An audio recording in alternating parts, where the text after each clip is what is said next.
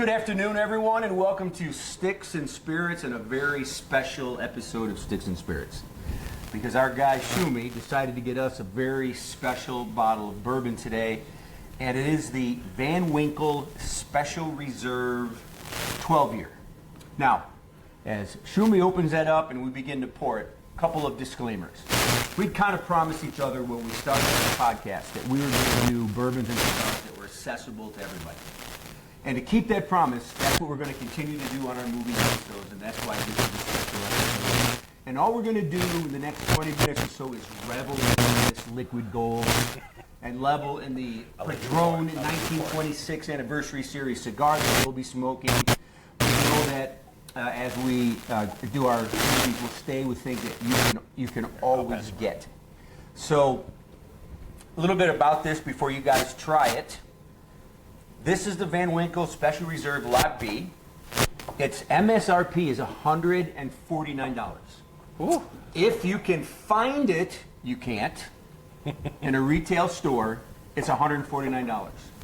Secondary market was the only place you can find it is $900 to $1,800, and sometimes even more. Now, I want to talk a little bit about the history of Captain Van Winkle and who makes this and where it's come to be. But I came upon a toy a while back that I just uncovered in my closet over here. I didn't know it was that kind of podcast, And I'm going to surprise you guys. We're not going to cut that at all. So realistic. This is so bad. Oh, this is going to take me a minute to get back. For viewers under 18, shut your eyes. I may shorten the laughter a little bit, but I'm not cutting the reaction. That's gold. Oh my God. So it's a smelling kit for bourbons. Inside this box, which I bought from another podcast called Bourbon Real Talk. Shout out to them. It's a good show. There are 35 aromas that are supposed to represent many of the aromas that are out of whiskey. So, what I want you to do, and this is why we're all starting in a Glencairn glass, even though a couple of you may add ice afterwards. First of all, this is how you know when you do wine, you swish, swish, swish, that aerates it, right? But this is not 15 proof or 15% like wine is. This is 45% alcohol. So in order to get some oxygen into it, loosen it up, all you do is this and let the side of the glass really take some of the ethanol off, and so you can get a nice smell. And don't put it right up into your nostril. Kind of experiment till you find that perfect spot with your mouth a little bit open. So I am getting a little sweet. Oh, absolutely. No Syrupy caramel. I'm excited. That's the first time either of you have said a almost flavor getting like and smell. almost, I won't say fruit, but almost like that sweet. To me, it's like a dark cherry. Yeah, I wanted to say that, but I want you I'm like in guys between. to smell this and smell the bourbon again. Now see if you get it, Yep. if that comes out better. And here's the caramel. Am I gonna smell more caramel than I already did? It's a lot of caramel in there. it's buttery. It does smell good though. It's like buttery, butterscotch caramel. Yeah. So by smelling this, it's supposed to pull out the smell? Yeah. It's supposed to does. help Yeah. train your nose to recognize the smell. So now, See, and now I'm getting more of that than the dark Sure. cherry. Yes, because your nose Mine's is going to starting taste to super caramel now. pour it in. Can we drink it? Mad scientist. Let's take a sip. I feel like Boys, cheers. Cheers, Jimmy. Thank you.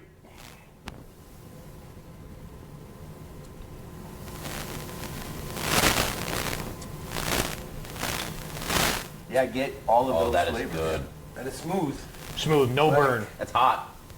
It's a little lighter than anticipated, in the fact that the finish is going off the tongue pretty quick, but the flavors, If you hold, my. yeah, if you hold it on your tongue, you can get that little bit of heat out of it. Yeah, I had the burn all the way to the back of the tongue, Yes. but it's a good flavor. It is. That is So we really, all really wanted to good. try this neat because it's a $1,800 whiskey.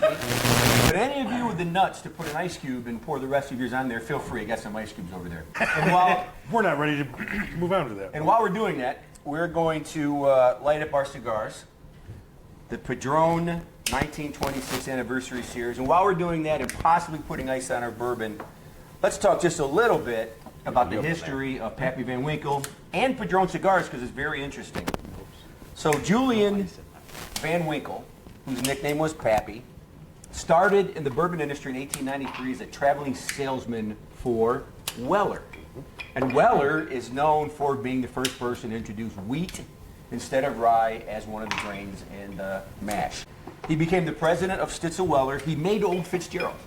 So some of you may recognize Old Fitzgerald. It's got that really decanter-looking bottle, but it's not the same Old Fitzgerald because this one closed in 1972, and Heaven Hill bought the name and started distilling it more recently. Julian Jr. Became the president when Pappy passed on, and in 1972, when bourbon was really going off the deep end, he had to sell it. But he kept open a company shell for his son, Julian Van Winkle III, who is really the guy who's made this popular. So he took some old barrels from Stitzel Weller that were still left after it was sold, bought a small distillery in Lawrenceburg and stored it and then bottled it there. And then, I think it was 1997, he got 99 out of 100 points, which no one has ever gotten with the bourbon before, and that's when the craze started.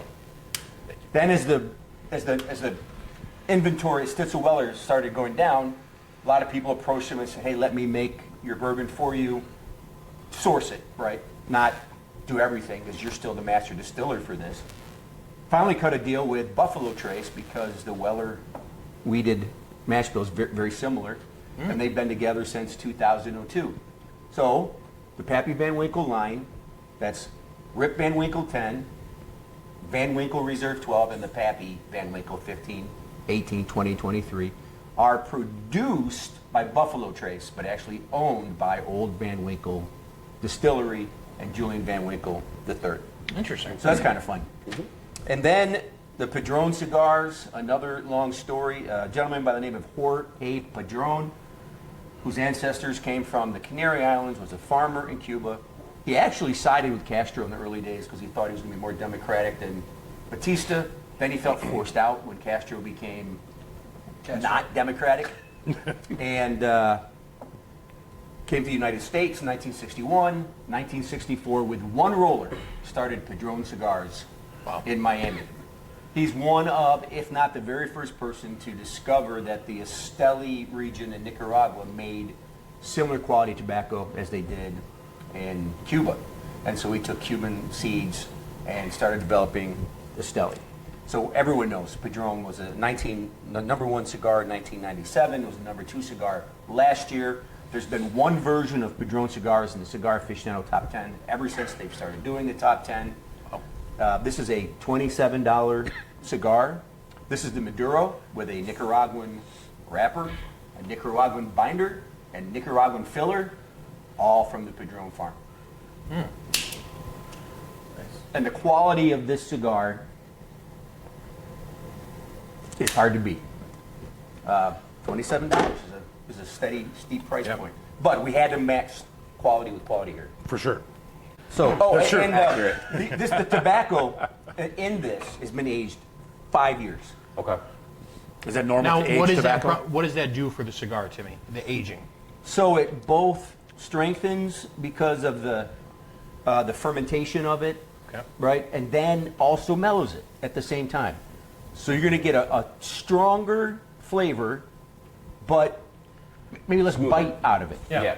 So, like Tim was saying, I can get earthiness out of this, but it's not a heavy, hit you in the face earthiness. It's just a nice, subtle, good flavor. Full-bodied without being powerful. Yes. Yeah. Good way to put it. He's done this before with the descriptions. Yes. I mean, he's articulate.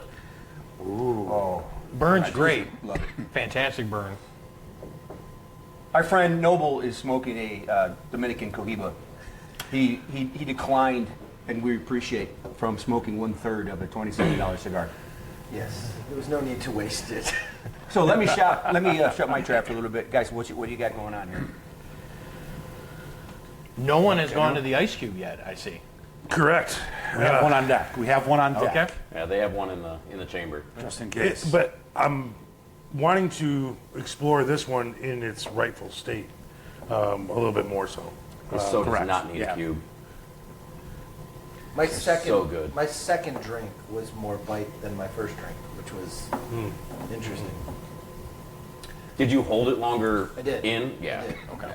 But I'm it's getting still- more finish than I did on my first sip as well. It's Yeah. lingering more. Maybe that the cigar stays on your palate. Yeah, see, I'm not getting the first one was a bigger bite, Yeah. especially down low, the burn. I'm not getting that as I'm going back two, Going back. 3, 4 times. And true, cigars on there too, so. Am I getting like peppery Yeah, like, absolutely. flavors in this thing? Yes. Because it's funny because I can, it's very sweet molassesy with this, which I really like, but then you get that little bit of earthy peppery with this. It's a good combo. So they're both big. Yeah, they're both And- very flavorful. And yet, it's more, some ways, contrasting than complementary because you get earthiness and you get some pepper here and you get a lot of sweet on this bourbon, even though they're both big. But because they're both big, they hold up well with each other. For sure, but this is much sweeter than I anticipated coming into. Same. 100%. Same. To taste this. You expect it to be hotter? Not even about hot, just it's a lot sweeter than what I anticipated. I thought it was gonna be a little bit more. Well, especially, Oaky? Yeah, probably. I figure it was in there for 12 years. Yeah, I mean, because this is just aged in oak, isn't it? It's just aged in oak. But you got to remember this when you're charring the barrel. It obviously, yes, is going to bring some of the oak in it. You can't ever try bourbon and say don't taste any oak. That's just silly. There's oak on it. But the idea of charring the barrels, right, is it brings forth the caramel sugars, the sugars that caramelize out of the sap, out of the resin in the barrel, and the longer it sits on it. And remember now, in the summer when it gets warm, the liquid expands into the wood, and then in the winter it pulls it out of the wood, and now it's doing it 12 times because it's 12 years, right? That it's going through that process. At the same time, the part they call the angel share, the part that evaporates. Yep. A normal barrel will yield 220 to 240 bottles of this size. If you get 100, you've had a really good yield on a Pappy barrel. On a Van Winkle. This is not a Pappy Van Winkle, it's a Van Winkle, but so most of the other ones are higher proof. The 10 and the 15 are 107. The 20 is 94, and I believe the 23 is 97. So at 90, this is more to get the maturation in the barrel and less of the alcohol. That's the alcohol. I can tell you, I was expecting fire, just because of the name, the history. It had a slight little burn in the beginning, but no, it is very good. Yeah, that's what you're supposed to get out of Right, Pappy. It's right. not moonshine that you're just going to set your mouth on fire. You're supposed to get a The flavors are coming out more than I would have Quality. thought. Yeah. Now, question for you, Timmy. As some of us here who aren't the bourbon experts to your level, what causes the demand in Pappy's, in Van Winkle's name, to be able to charge such a premium? Yeah, well, first I give Pappy Van Winkle, the company, the old Van Winkle, credit that they've kept the MSRP actually within reason. I think even the 23, the MSRP is $4.99. Yeah. And that sounds like a lot, but really, when you're only getting half the yield out of a barrel because of how much evaporates, that's really a decent price, and they haven't messed around with that. But again, 1997, kind of unknown at the time, enters it into some competition, gets a 99 out of 100. Which, a good bourbon comes in at 92. Yeah. Because the bourbon's its own profile, and not all whiskey drinkers like bourbon. They're going to give scotches higher scores or what have you. So that led to some demand. And then the supply is, he made his first batches out of leftover barrels at Stitzel-Weller. Now, they were good bourbon, distilled by his dad and his grandfather. So it wasn't like it wasn't good bourbon, but they were limited amount. And so that's the whole supply and demand and the scarcity. And then it kind of takes a life of its own because you can't get it. They release it one time a year. I think I read, and forgive me if I'm wrong, about 10,000 bottles, which sounds like a not lot, but that's not a lot of bottles No. For the entire country? for the entire world. For the entire world. Wow. Yeah, so that's really it. It's the scarcity and the quality. And there are people who love it because they love the bourbon, and there are people who love it because they can afford it and I can't, Sure. and they can put it up on their they can put it up on their bar and say, look what I got you. Sure. And where's this being distilled again? Is it still It's Buffalo? at Buffalo Trace. So it's underwater now? Yes. It's underwater today. Today. Yes, yeah, flooded. Buffalo Trace flooded today. Our cigars Rest in are peace. flying at half mast today. They have an article on their site about how to find Pappy. Here's what they say: make friends with your local bars and your local liquor stores, join raffles, and Good luck. Good luck. And pray. And fork out $1,500 every time you go. I mean, the Pappy 20 and the Pappy 23 goes for $6,000 or $7,000. Yes. So It what do you is- think of it the is. cigar? What do you think of the cigar? You're really getting into these things. Really enjoying the cigar. And I think I said it best. Little earthy, but not overwhelming at all. Just super smooth though. Smoking, at least mine is smoking great. That's a Padron. Yeah, I mean, Yeah. they're great. They're great builds. They're great smokes. yeah. They're expensive smokes. I mean, And it's a cigar I think I want to smoke slower, enjoy it more. You know, Yes. we use the term in our normal line of videos of a golf course cigar. is not one This of is not one of those. Oh, no. Yeah. No. Whenever I think of, I want a cigar for a special occasion, this is the one I think of. And because of the price, I don't always have a box in my locker. It's just too much, and there's so many really good cigars that aren't at this price point. But whenever I think, birthday or celebrating some kind of event, this is what I think of. In fact, the biggest sale that I made at my current job, my partner and I went out to Churchill's in Birmingham, and we had a couple of pours of Pappy and a couple Padron 1926s to celebrate. So that's what this does for me. I think you'll notice also with these, you'll get more difference as you get in versus other cigars. Yeah. You may not get as much of a first third, second third, last third flavor profile. Sure. With these, Yeah. I've noticed I get those more. And so since we're not talking about movies today, we're just talking about this. Let's do something a little bit different. Let's turn the camera off. Let's get the cigar down a little bit, and let's bring it back on and see if anything has changed. It's been a few minutes. We've, thanks to Jenna Schumi, poured a little bit more of the Van Winkle 12-year into our glass. Smoke this down a bit. What do you guys think? Excellent. It's only getting better. Yeah. They're both getting better as we go. It's funny, I'm getting more earthy with the further it gets in. But it's also the heat bringing it in, you get a whole different flavor profile the hotter it gets. I'm not saying like spicy, but Schumer's right back. This is such a good pairing. Phenomenal pairing. This is a little lighter than I thought when you told us about it. When I saw the proof point, it makes sense. But it's so easy to drink. It's so flavorful. I thought I was going to need a cube to truly enjoy it.